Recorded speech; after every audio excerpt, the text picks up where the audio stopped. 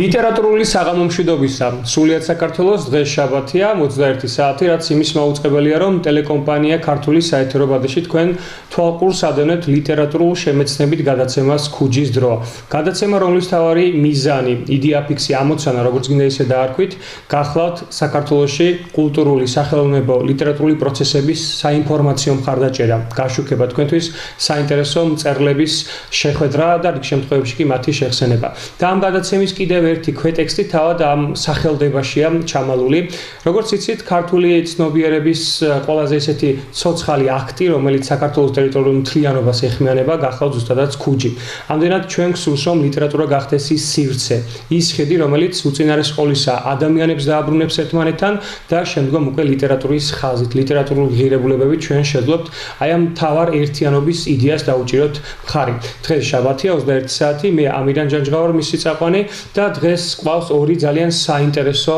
სტუმარი. დავიწყებ ქალბატონი ზოია ცხადაიათი, რომელიც გახლავთ ფილოლოგიის მეცნიერებათა დოქტორი, შოთა რუსთაველის ქართული ლიტერატურის ინსტიტუტის მეცნიერ თანამშრომელი, მკვლევარი. მადლობა მინდა გადაგიხადოთ თქვენ პირველ რიგში ქალბატონო ზოია და ბატონი ელგუჯა მარღია, რომელიც გახლავთ პოეტი, მთარგმნელი, პუბლიცისტი და არ იქნება ხმამაღალი ნათქვამი თუ ვიტყვი, რომ ქართული რობაიების ჟანრის ერთ-ერთი მთავარი ფუძემდებელი, რომელმაც სხვა ხაზი შემოიტანა კიდევ ერთხელ. მოგესალმებით ბატონო ელგუჯა. მოკლედ, ქუჯი, როგორც იცით, ცდილობს სხვადასხვა ხაზით სიახლეების დანერგვას და კიდევ ერთი ვფიქრობ, რომ ძალიან ღირებული შტრიხი გვინდა შემოგთავაზოთ. ყოველ სტუმარს ჩვენს გადაცემაში ვთხოვთ ხოლმე დღეიდან თითო სტროფი ვეფხისტყაოსნიდან, რამდენადაც უდაოა ცალსახა ის ამბავი, რომ ჩვენი თვითყოფადობის, იდენტობის ერთ-ერთი მთავარი გამსაზღვრელი დიახაც ვეფხისტყაოსანი გახლავს, როგორც ჩვენი სულიერი, ზნეობრივი, ჩვენი ესთეტიკური კოდექსი, კონსტიტუცია, რომელმაც ფაქტობრივად არაერთგზის იდენტობა გადაგვირჩინა და ძალიან ღირებული და მნიშვნელოვანი, მით უმეტეს ამ ეპოქაში, რომ ჩვენ თაობათა ცვლის პროცესში ვეფხისტყაოსანი კიდევ ერთხელ სწორად გადავაწოდოთ და მისი ღირებულების შესახებ შევახსენოთ. ამდენად, რადგანაც ამ შემთხვევაში გადაცემის წამყვანის ამპლუაში ვარ, ვისარგებლებ, მე დავიწყებ პირველ სტროფს, რადგანაც დღეს ვიწყებ პირველად პირველივე სტროფით შემოვიფარგლებით და შემდგომ უკვე მისალმებასთან ერთად დაგითმობთ თქვენი პირველი ვეფხისტყაოსნის სტროფის გაჟღერებით. რომელმან შექმნა სამყარო ძალითა მიძლიერითა, ზეგარდმო არსნის სულითა, ყნა ზეცით მონაბერითა, ჩვენ კაცთა მოგცა ქვეყანა, გვაქვს უთვალავი ფერითა, მისგან არის ყოლი ხელმწიფე, სახითა მის მიერითა. აი ეს არის ის საოცარი შესავალი, რომელმაც როგორც შალვა უცუბიძემ შემდგომში წარადგინა ქართული რენესანსის თეორია, ფაქტობრივად ვეფხისტყაოსანმა არათუ დანტე ალიგიერის და ღვთაებრივი კომედიით, აი აქ ჩვენთან დაიწყო, გაუსრო და ეს არ არის რაღაც სუბიექტური თანაგანცდა, ეს არგუმენტირებულად თქვენ ჩემზე უკეთ ბატონ ელგუჯასაც თქვენი მრავალფეროვანი ლიტერატურული გამოცდილებით მოგეხსენებათ, ისეთი ფუნდამენტური საკვანძო ღირებულებები შემოიტანა ვეფხისტყაოსანმა, რაც იმ დროისთვის თითქმის ანომალიურიც იყო. თუნდაც თქვენ რომელიც წაიკითხეთ, აქ დევს იმის საფუძველი. დიახ, ალბათ ფერითა, ამ ცხოვრებაში შეიძლება ადამიანი და ფაქტობრივად ეს ტერმინი დემოკრატიულმა საზოგადოებამ მე პლურალიზმი დაარქვა, ანუ მრავალფეროვნების ხარდაჭერა და ეს შოთამ იცოდა და ბევრი ასეთი ტერმინია. ზვიაც აქვს გამსახურდია ეს ძალიან საინტერესო ხედვა, ტელემაყურებელს მინდა შევახსენო, ალბათ იცით კიდეც, რომ აქ რომ ელმა, ანუ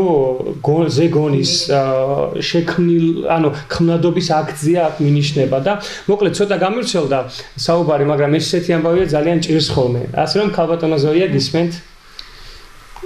თქვენი ერთი სტროფი და დიახ და თან რომ იესალმოთ ჩვენს ტელემაყურებელს.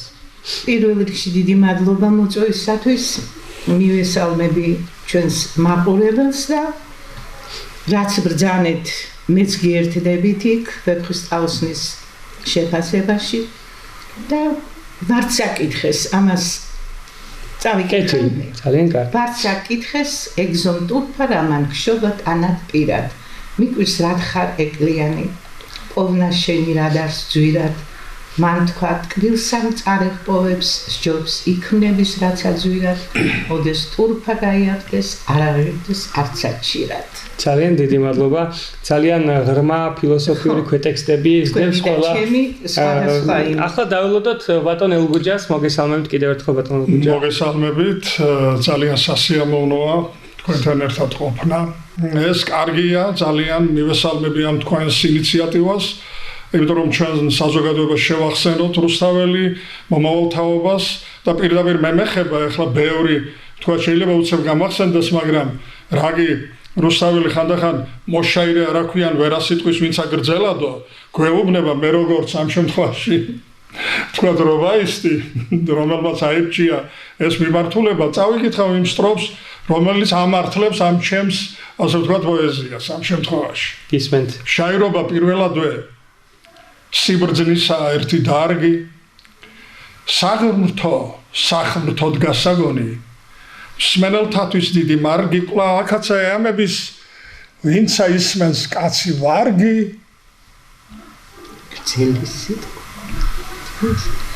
გრძელი სიტყვა მოკლედ ითქმის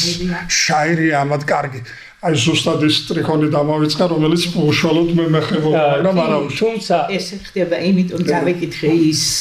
მე თორემ შეიძლება შემთხვევით არსად არასდროს არაფერი არ ხდება და აი ამ პატარა პაუზას კიდევ ერთხელ აქვს თავის სიმბოლური დატვირთვა ჩვენ ისევ ჩავგვთო ერთმანეთთან და ფაქტობრივად ამ პატარა აქტში ვეფხისტყაოსანმა გაგვერთიან რა იდეაც აქვს ქუჯის რადგანაც ჩვენ ახლა საუბრობთ ლიტერატურულ კონკურს ფესტივალ ქუჯიზე და მე მადლობა მინდა გადავუხადო მის დამფუძნებლებს მადლობა მინდა გადავუხადო აქვე ტელეკომპანია ქართულს რომელმაც საეთერო დრო დაგვითმოდა აქვე ჩემი სუბიექტური გულისწყრომა გამოთქვა იმასთან დაკავშირებით რომ ქართული მედია საშუალებები მაინც და მაინც არ არის განებივრებული ლიტერატურული მსგავსი შემეცნებითი გადაცემები სამწუხაროდ თქვენთან მიმართებაში ქალბატონო ზოია და ბატონო ელგუჯა ეს შეკითხვა ორივესთან მიმართებით მექნება თქვენ იყავით ჟიურის ამპლუაში და ჟიური ცოტა ისეთი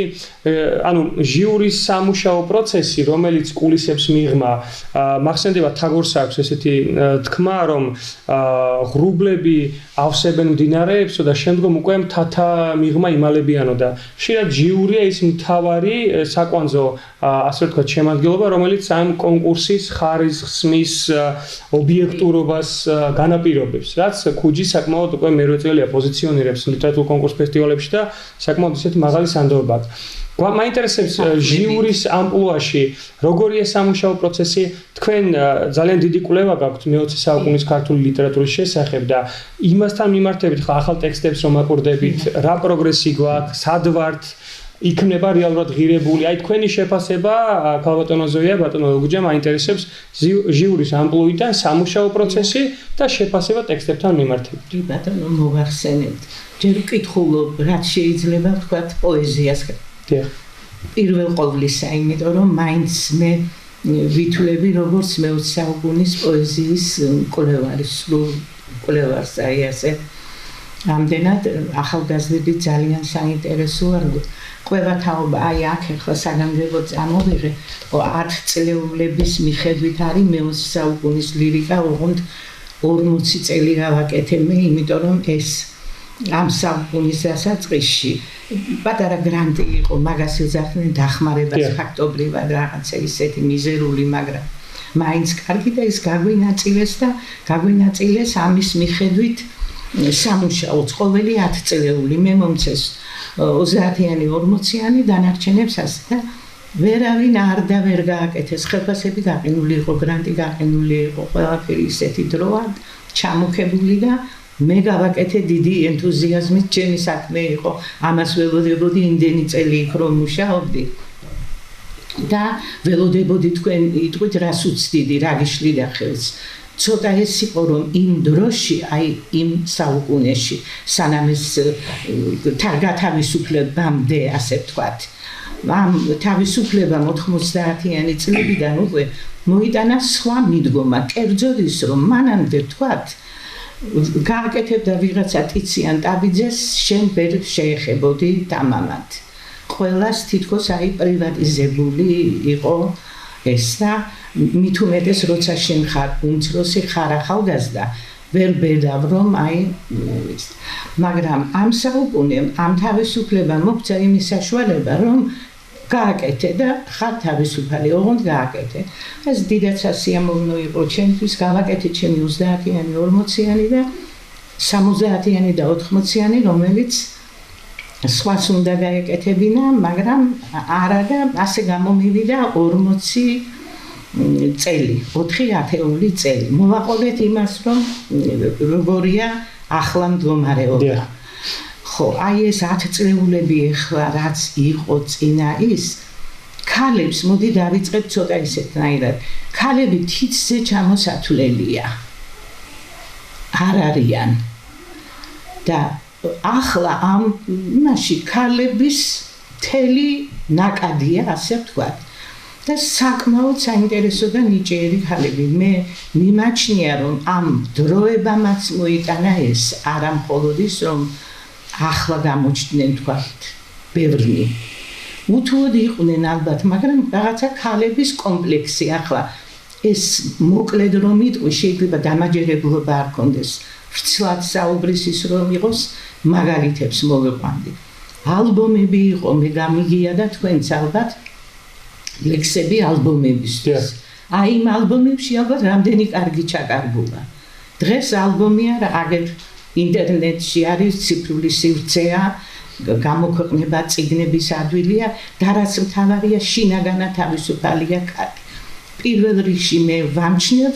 ამ ახალ დროებას ქალთა სიმრავლეს და საინტერესო ქალებს მათ შორის. ან თქვენ შეფასება პოზიტიური და ეს არის ხო ახლა რაც შეეხება იმას მე შევიკავებ თავს არის იქ ძალიან ნიჭიერი საშუალოც არის ისეთებიც არიან რომლის მსგავსები ალბათ სხვა დროს შეიკავებენ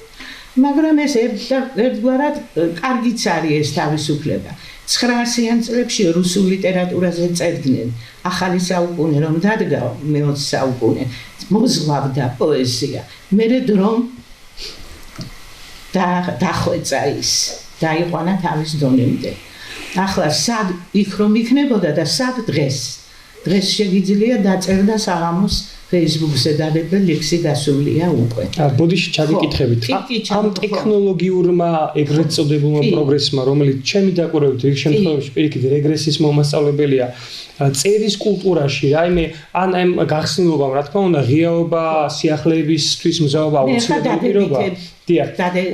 ხომ არ შემოიტანა გარკვეული ხარვეზები სამოწყალო ენაში? დიახ. რადგან ასე კონკრეტულად მისვამ კითხვას უფრო გაბედულად ვიტყოდი რომ რა თქმა უნდა ძალიან ბევრია ისეთი რომელიც არ არის პოეზია მაგრამ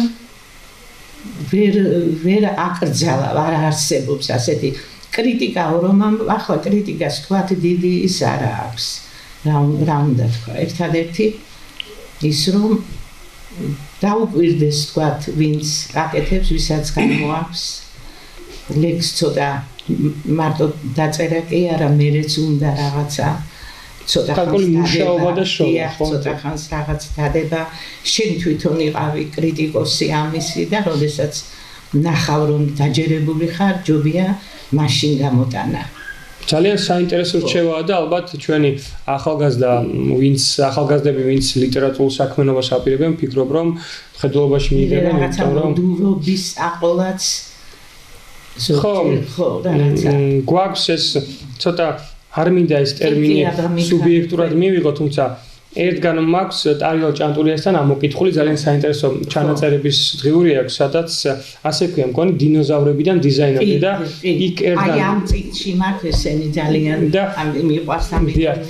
ერთგან წერს ასეთ რაღაცასო პროვინციელი გლობალისტიო ძულ სამშობლო და გვარწმუნებსო უყვარს მსოფლიო ხომ არ შეინიშნება ასეთი რაღაცეები ამჯერად ბატონ ელგუჯასთანაც გადავალ შეკითხვით ქალბატონო ზოია და თქვენსაც მოვისმენ შემდგომში ხომ არ შეინიშნება როგორ ფიქრობთ ბატონო ელგუჯა რომ საკუთარი ლექსის ფორმების მიმართ ხომ არ არის რაღაც კომპლექსები არ ვიცი შეიძლება სათანადოდ ვერ ვსვამ შეკითხვას იმას გულისხმობ რომ ზოგჯერ უცხოს მიღმურის მიმართ უფრო მეტი სიმპათია გვაქვს მაგალითად კი კარგია კნუთ ჰამსუნი პირობითად არც ჰესეც საოცარია მაგრამ ჩემთვის ახლა ქარჩხაძე საოცარი მოვლენაა ხო აი ამის კითხვა მინდა თქვენ როგორც ჟიურის ამპლუაში მრავალფეროვანი ლიტერატურული გამოცდილები და ასეთი საოცარი ოსტატობით თქვენი შეფასება მაინტერესებს რა ხდება დღეს მოგრძალებული ლიტერატურული გამოცდილებით ვიტყოდი მადლობა თვითონ დამფუძნებლებს ქუჯის დამფუძნებლებს იმისთვის რომ მე ასეთ არაჩვეულებრივ ჟიურის წევრებთან ერთად მომიწია მუშაობა ბატონი რაულ ჩილაჩავას ხელმძღვანელობით ჩვენი ბრწყინვალე ლიტერატურის პოეტი აკადემიკოსი და მრავალი პრემიის ლაურეატი და დიდებული ქართველი მოღვაწე და დამსახურებული ადამიანი. კამადონის ზოიას დიდი პატივი იყო და სხვები ვინც იყვნენ ჟიურის წევრები სხვა შორის სათითაოდ ახლა მათი ჩამოთვლა შემიძლია მაგრამ ეს არ არის აუცილებელი. სოკრატემ დელფოს სამისნოზე ესეთი წარწერა შეიცან თავის შენი ხო? ეს მარადიული კითხვა დატოვა რა და ეს ინდივიდუალურად შენზეა დამოკიდებული ანუ შენი თავის შეცნობიდან უდგები უკვე ყველაფერს ცხოვრებას ლიტერატურას და ასე შემდეგ და ჩვენ ყოველ შემთხვევაში ვინც ვიყავით ჟიურის წევრები საკუთარი სინდისისა და ღვთის წინაშე შემიძლია ვთქვათ რომ ვიყავით კეთილსინდისიერნი და მაქსიმალურად ახლა რა თქმა უნდა ზოგადად ჟიური არ არის ლიტერატურის ასე ვთქვათ გადამწყვეტი ეს არის კერძო კონკრეტულ შემთხვევაში სხვანაირად არ ტარდება კონკურსები ბუნებრივია ეს სიმართლე რომ ვთქვა უანგარო შრომაც არის ხანდახან იმიტომ რომ აქ ადამიანები რაც არ უნდა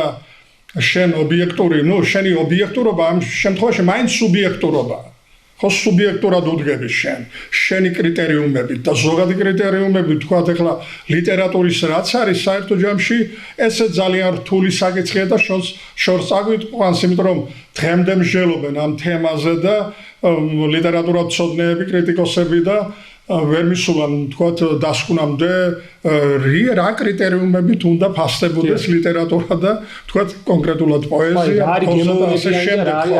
ესეც ინდივიდუალური მე მგონია რომ მაინც ყველაფრის ამისი საზომი არის დრო-ჟამი და დრო თვითონ გაცხრილავს ამას და ვთქვათ რაც არის ღირებული და მნიშვნელოვანი დარჩება ლიტერატურას რაც არ არის ამიტომ საგანგაშოდ ხანდახან წარმოადგენენ თითქოს რომ აი ჩვენთან ლიტერატურული კრიტიკა არ არსებობს ლიტერატურული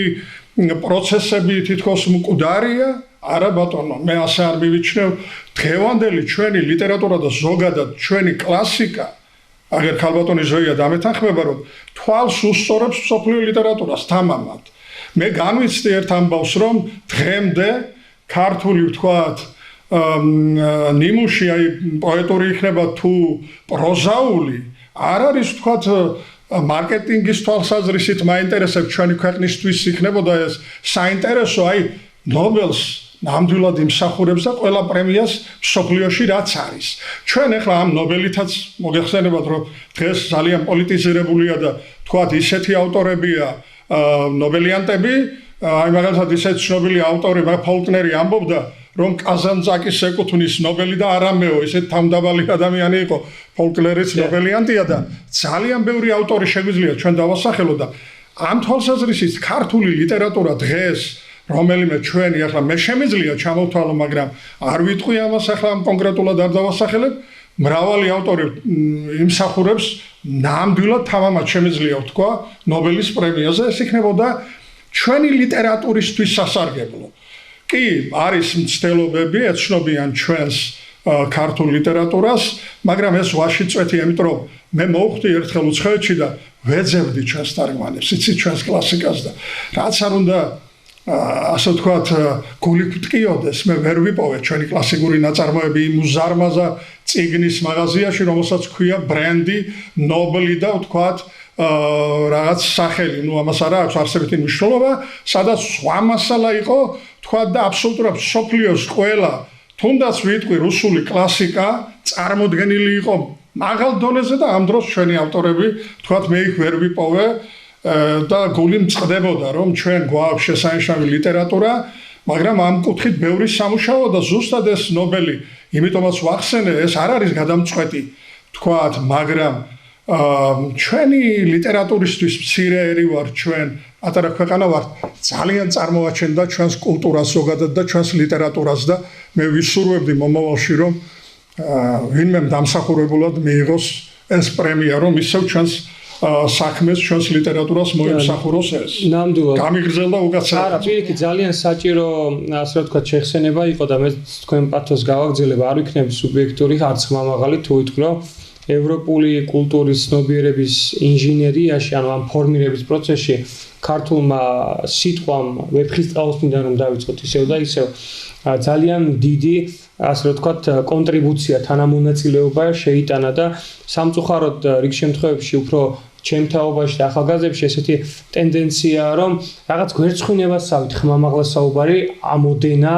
და ესეთი დახვეწილი ლიტერატურული ასე ვთქვათ მემკვიდრეობა რომ გვაქვს ან არ გვჯერა რიგ შემთხვევებში და ალბათ ფილოსოფიაში არის ესეთი პარადიგმა რომ ხატვარმა მთავრო დახატოსო მთიდან უნდა ჩამოვიდეს და შორიდან უნდა უმზიროს და დისტანცირდეს და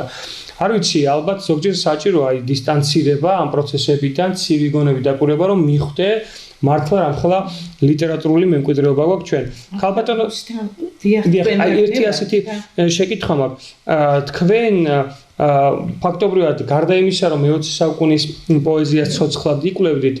შემსწრე ხართ და თანამონაწილე იყავით აი ამ ლიტერატურული გასული წლის ლიტერატურული ასე ვთქვათ ამბების გასული საუკუნის იმ ნებათაღების პერიპეტიების აი რომ გავიხსენოთ იქ რა ხდებოდა როგორი ამბები იყო იმიტომ რომ მაყურებლისთვის ალბათ საინტერესო იქნება გასული საუკუნის ლიტერატურული ცხოვრება აი ცოცხალ მწერლებთან და ასე შემდეგ ერთი მინდა მოგახსენოთ რადგან რუსთაველზე თქვენ საერთოდ პოპულარობაზე საზღვრებს მიღმა დატანა ჩვენი ლიტერატურა ისე არ არის აი ჩვენთან ძალიან კარგი რუსთველოლოგების ახალი თაობა მუშაობს და აკეთებენ შესანიშნავად იმ ძველების დაწყებულ შესანიშნავ საქმეს და მახსოვს ამას წინათ აღნიშნეს იყო დიდი კონფერენცია რუსთაველის თემაზე და გულის ტკივილით რომ რუსთაველი თვით რუსთაველიც კი არ არის გასული ისე როგორც საჭიროა და ამას მაინც წყვეტს ენა ნიზამი განჯელი ვთქვათ არ არის ახლა ცუდი რა საკადრებელია დიდი პოეტია კარგია მაგრამ ბევრად უფრო კი არა ცნობილია მსოფლიოში რუსთაველი არა სამწუხაროდ ეს გადაწყვეტა ენა ის მაინც სპარსულთან დიდ რიცხობრივად გულისხმობთ დიდ ენასთან და აი ეს შესანიშნავი ჩვენი რუსთაველი იმასთან შედარებით უცნობია ყველაფერს ცდილობენ ყველაფერს აკეთებენ მაგრამ ენა ის რო ყოფილიყო სხვა ენაზე როგორც რატომ შალვანუცუბიძე აღნიშნავს მაშინ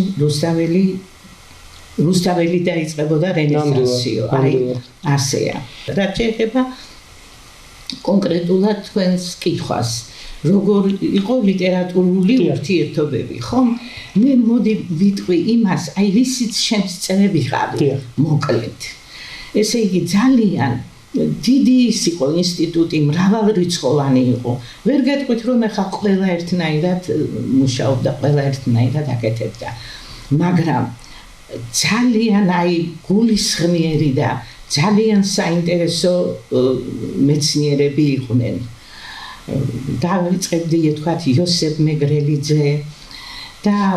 დანარჩენები რომ ჩემს განყოფილებაში აღარ დავასახელებ, იმიტომ რომ ბევრი კარგი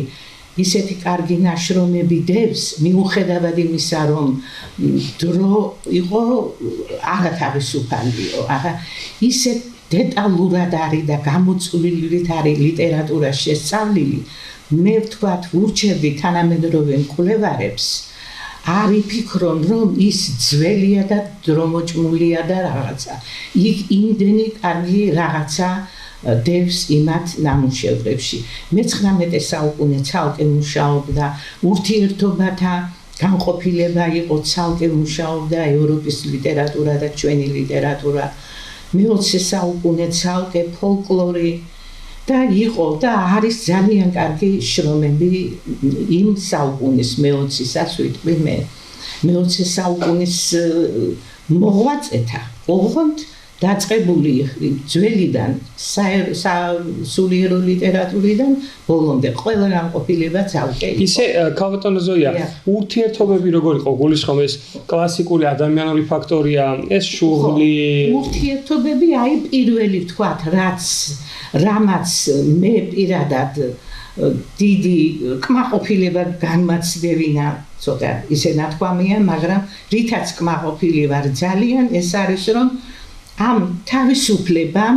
როგორც აღნიშნე წეღან, მოიტანა ის, რომ შენ შეიძლება შენი არჩევანი გააკეთო და არ გაქვს თქვათ იმის კომპლექსი, რომ ეს ვიღაცას ეწყინება, რომ მე ამას შევეხე. გვაქვს თავისუფლება, გვაქვს პირობები ამისათვის და ის დრო გაინტერესებდა თქვენ. აი იმ დროში თქვათ მე ერთს მოყვები ახლა რადგან მომეცა ამის საშუალება. ასპირანტი გავხდი, მე აკადემიის კადრები ვიყავით, მე და თემურ დოიაშვილი მოვხდით ერთად აკადემიის კადრები. და უნდა შეგვერჩია თემა. კი გითხრეს, რომ თემებს შეირჩეთ თქვენ. ეს არჩევანი კარგი იყო. მე მინდოდა ლადო ასათიანი გამეკეთებინა. და მივმართე უნივერსიტეტს. არ ვიცი რატომ დამჭირდა უნივერსიტეტი, მე ვკითხე იქაც. მაგრამ ვკითხე არა განყოფილებას მე-20 საუკუნისას. ალბათ ეგ მინდოდა, რომ მე-20 საუკუნის, მაგრამ სანამ იქ შევიდოდი ერთმა ბიბლიოთეკის გამგექალმა, რომელსაც არაფერი არ ეკითხებოდა გარდა იმისა, რომ გულშემატკივრა ჩემთვის და იმან პირდაპირ თქვა, რომ როგორ აკეთებ თქვენ ლადო ასათიანს, როცა ქალიშვილია და ქალიშვილმა უნდა გააკეთოს. ამან ისე იყო ასეთი ისიც, რომ ის უნდა ვიღაცას და შენ ამან ძალიან იმოქმედა ჩემზე. უარი ვთქვი, მე რაცა უნდა გამეკეთებინა მე და იმასაც რომ ეთქვა შვილს გააკეთებო, არ გავაკეთებდი, იმიტომ რომ მე დარჩებოდა ეს, რომ მე ვიღაცას წავარდ. განყოფილებაში როცა ვთქვი, ბესოჟენტმა კითხვა, რომ არ არის სწორი, რომ შვილმა გააკეთოს. არ არის ეგ სწორიო, მაგრამ ისიც გაჩერდა მეც.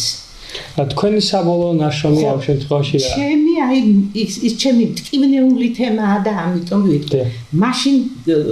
მირზაგელოვანს გავაკეთებ მეთქი. მირზაგელოვანს მე პოეტობის კანდიდატობას არ მივცემდიო. დღემდე ტკივნეულად მახსოვს.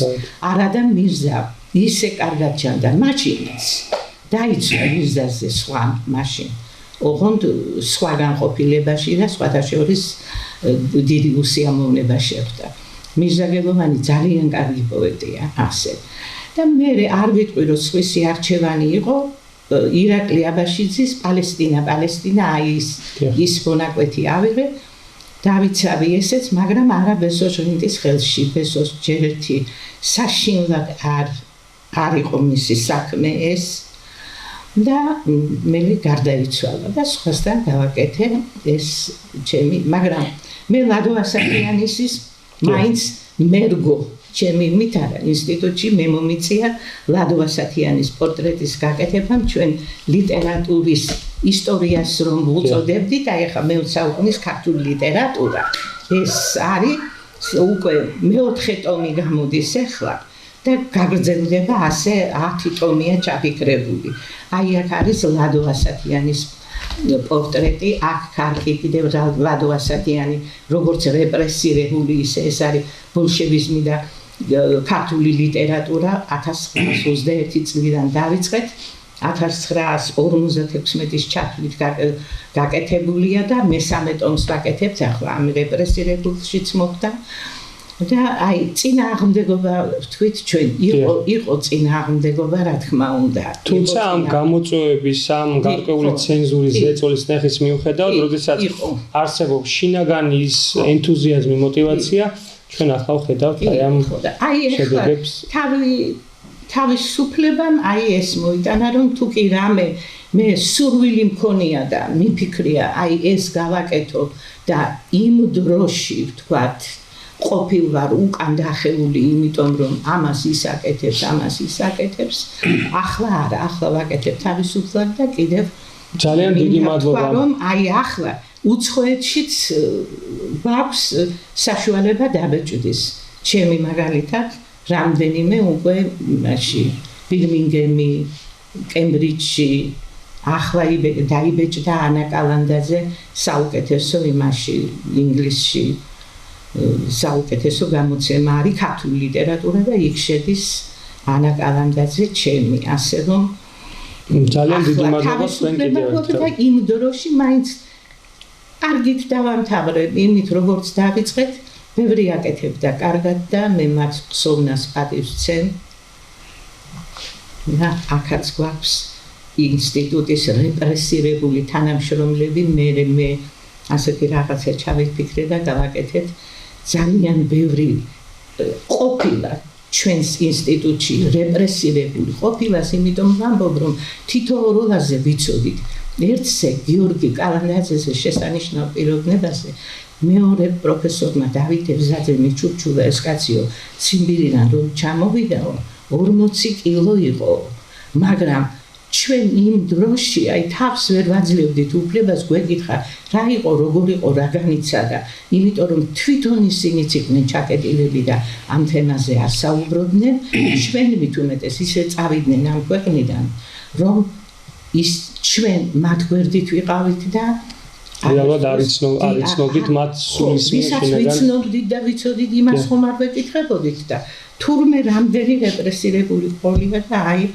ზუსტად დიდი მადლობა თქვენ იმისთვის, რომ მე ვფიქრობ, რომ მწერლის დაბადება, მწერალი ერთხელ არ იბადება. იბადება ერთი ფიზიკური მატერიალური განსხვავება რომ ხდება და ხელთავიდან ახერხებთ იმ ავტორების დაბადებას. საუკეთესოები იყვნენ თანაც ინსტიტუტის რჩეულები ეს რეპრესირებულები. ამდენად ეს არის კიდევ ერთი ფაქტობრივი დასტური, რომ ლიტერატურა არც დროს, მანძილს, სივრცეს ამ ბუნებით კანონებს ხშირად არ ღვევს და მიღმურია და მარადიულია და ამ ქალბატონის ზოიას მონათხრობს გავაგრძელებ მოკლედ ვეცდები. ჩვენი უბედურების სათავე ჩვენ ძალიან კარგად ვუწყით 1921 წლის 25 თებერვალი და ის ლექსიც ვიცით 25 თებერვალზე მიძღვნილი ნაცკოლა უნატრაზე მე სხვა შორის მერამმა გამოსცა ანთოლოგია და გაიპარა ეს და სხვა მე შემხვდა ბედნიერება რომ ის ლექსი რომელიც დაბეჭდილი იყო მე უკვე გაანადგურეს ამოიღეს რასაკვირველია მაგრამ რაღაც ტირაჟი გავიდა ანუ ამ პროცესის მიუხედავად ჩვენ რუსეთის ასე ვთქვათ კავკასიის სულთანმხუთავი და ვარქვი მე პირადად მიუხედავად ამისა როგორც ოთარ ჭილაძე წერს თავის ჩანაწერებში თუ კარგად მახსოვს ცა მიწიდან იწყება იქ წერს ერთგან რომ ესე იგი მიუხედავად იმისა რომ ჩვენ ასე ვთქვათ რეჟიმის ტყვეები ვიყავით ნუ ყველანი ფაქტობრივად საბჭოთა რეჟიმის ჩვენ მაინც მწერლები ვისხედით სანგარში და ვქმნიდით თავისუფლების ლიტერატურას. მე იმის თქვა მინდა რომ მიუხედავად იმისა ქალბატონის ზოი ალბათ დამეთანხმება ჩვენს კლასიკას რომ გადავხედოთ ეს არის თავისუფლების ლიტერატურა. და ერთგვარი პარადოქსი შეიძლება ეს იყოს ამ რეჟიმის თქვა საბჭოთა პერიოდში იქმნებოდა საოცარი ლიტერატურა. ანუ მარტო რეჟიმები არ განაპირობებენ სულის თავისუფლებას. სული ყოველთვის თავისუფალია. და როგორც აი ბოდლერი ამბობდა თავის პოეტურ ხელოვნებაში რომ პოეზიაზე აქცენტს აკეთებდა რომ პოეზიაში ჩადებული ინვესტიცია ეს დროში ჩადებული ინვესტიციაა. ანუ დროში იძლევა მოგებასო და ყოველთვის აქვს ამას ასე ვთქვათ გამართლებაო ამ ინვესტიციას. ანუ როცა მსჯელობდა პოეზიაზე და მე ვთვლი რომ ლიტერატურა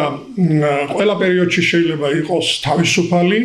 ეს პიროვნულ ინდივიდუალურ თავისუფლებაზეა დამოკიდებული. ეხლა თქვენ წარმოიდგინეთ, აი ერთი კლასიკური მაგალითი, თუნდაც ჩვენი ძვირფასი არაერთი შემიძლია დავასახელო, მაგრამ უცებ გამახსენდა კიდევ დაუფასებელი, მე ვთვლი ლევან გოთუას პიროვნება. თუნდაც მამამისი გოთუები პართენ და ლევან გოთუა ჩემთვის არის სამაგალითო ადამიანები. ეხლა მიხეილ ჯავახიშვილის თავგანწირვაც ვიცით და ბევრი და ეხლა ძალიან შორს წამიყვანს და როგორც ქალბატონო ზოიამ ბრძანა არაერთი რეპრესირებული ავტორია ჩემო ბატონო არაერთი მკვლევარი იკვლევს სხვადასხვა და ძალიან საინტერესოდ ამ თემას ამ საკითხს მაგრამ მისი თუნდაც აი როგორ შეძლო ადამიანმა აი თქვათ გმირთავ არამი როგორ იწერებოდა ეს ხომ ყველა ვიცით ჩვენ შეიძლება ახლა ყველა მარც იცოდეს აი რა რუდუნებით რა თავგანწირვით როგორ შეძლო ნუ ხანდახან არის აი მითის თემა რა დაუჯერებელია ეს ამბავი როგორ გადაარჩინა მე ვთქვათ როგორ გადაარჩინეს ეს რომანი როგორ მოვიდა დღემდე და აი როგორი თავგანწირვით იქნებოდა და ასევე მიხეილ ჯავახიშვილის დამოკიდებულება თუნდაც ლიტერატურის მიმართ რა მართლაც ღირსებას და მართლაც ამ თავისუფლებას ვერანაირი ჯალათი ვერანაირი დახვრეტა ვერ მოერევა გამიგეთ იმიტომ რომ რჩება ის ლიტერატურა რჩება ის უკრავება ჯაყოს ხიზნები რასაკვირველია ჯაყოს ხიზნები და ასე შემდეგ თუნდაც არაერთი ისეთი პერიოდი გამოიარა საქართველოს რომ დასვენების სამწუხაროდ მეგობარს მეგობრის წინააღმდეგ აწერინებდნენ ხელს და ნუ საშინელებები ხდებოდა ტრაგედიები ხდებოდა მაგრამ ამას გაუძლო ქართულმა ლიტერატურამ და დღეს კიდევ თანამედროვეს დაუბრუნდები რომ მართლაც სამაგალითო ლიტერატურა გვაქვს და ზოგადად ჩემთვის აი თქვათ პოეტმა შემოქმედმა პროზაიკოსმა როგორ უნდა გაზარდოს საკუთარი თავი აი ქალბატონმა ბრძანა რომ უპირველესი კრიტიკოსი კი ლიტერატურა ცოდნეობა ძალიან საინტერესოა ეს სოფლიოში არსებობს ლიტერატურული კრიტიკა არსებობს მაგრამ მასწავლებელი თქვათ პოეტისთვის პროზაიკოსისთვის ვერ იქნება მხოლოდ ლიტერატურა ცოდნე და ლიტერატურის კრიტიკოსი მასწავლებელი მაგალითად გალაქტიონისტვის ეხლა მასწავლებელი თქვათ კარგი გაგებით რომ თქვათ არის პო არის ბალმონტი არის ფრანგული პოეზია თქვათ სიმბოლიზმი ხო იმიტომ რომ ბევრი რამე ამ ასე ვთქვათ პოდან ბალმონტიდან იგივე ფრანგული სიმბოლიზმიდან გადახარშა თავის ქურაში ამ გენიალურ ქურაში და გახადა საკუთარი აი ამაშია სწორედ გენიალობა და ამდენად სამაგალითოდ მე ვთვლი ხანდახან პოეტისთვის აი როგორ ზრდის პოეტი საკუთარ თავთან რჩება ყველა მარტოა და სამაგალითოდ დახატა ჰერმან ჰესემ არაჩვეულებრივ მოთხრობას ზღაპარში რომელსაც ქვია პოეტი იქ არის ერთი მთავარი პერსონაჟი ჰან ფოკი რომელიც მიდის ბამბუკის ქოხში მიდის ესე იგი სრულყოფილ სიტყვის ოსტატთან რომ ისწავლოს პოეტური ხელოვნება და ეს მას მთელი ცხოვრება ანუ სიბერემდე ამ სწავლის პროცესია ანუ ეს არის ანუ მე ვთვლი რომ და ალბათ თქვენს დამეთანხმებით რომ ეს პროცესი არის მუდმივი ამავე დროს ინდივიდუალურიც და აქ ერთი კლასიკური მაგალითი შეიძლება უცებ გამახსენდეს ახალგაზრდა პიერ ქსავერ კაპუსი გერმანელი ავტორი თავის კუმირს რაინერ მარია რილკას ეს მიმოწერები მშვენივრად ვიცით ჩვენ რილკასა და ქსავერ კაპუშორის მიმოწერები ეკითხება დამწყები ავტორი ეკითხება თავის კუმირს აი რა უნდა გააკეთოს ურჩიოს გააგზავნის მას თავის ნაწარმოებებს და ურჩიოს გააგრძელოს თუ არა წერა და საოცარი პასუხი რილკასგან რომ ესე იგი თქვენ მე წავიკითხე გავეცანი თქვენს ლექსებს რასაკვირველია ახლა იქ კატეგორიული არ იყო რილკე ბუნებრივია მაგრამ ერთ რამეს გეტყვით მე ვერ ვიქნები თქვენი მრჩეველი თქვენ თვითონ უნდა ერჩვენიოთ ეს საკუთარ თავს უნდა დაუსვათ კითხვა შეძლებთ თუ არა ლექსის გარეშე ცხოვრებას და თქვენ თუ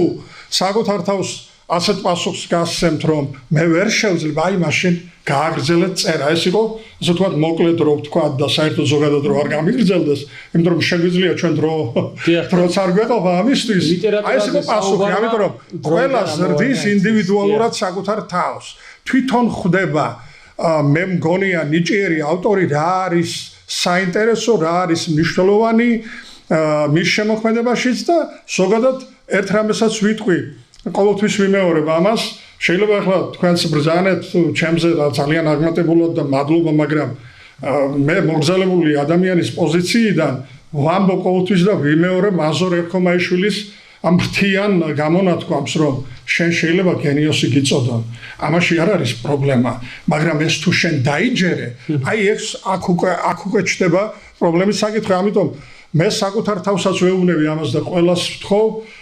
რომ ვთხოვ რა უბრალოდ საუბრობთ ჩვენ ლიტერატურაზე რომ საკუთარ თავს უფრო ჩაუღრმავდნენ და როგორც ვთქვი შეიცამ თავის შენი და ეს მარადიული კითხვა ყოველთვის მარადიული რჩება და ყოველთვის აი მას უნდა უკეთკითოთ ჩვენ უპირველეს ყოვლისა საკუთარ თავს და ნუ ვიქნებით ძალიან რადიკალურები, ნუ ვიქნებით ესე ვიცი მე ვიცი პოეზია და მან არ იცის, ანუ პოეზიის ცოდნა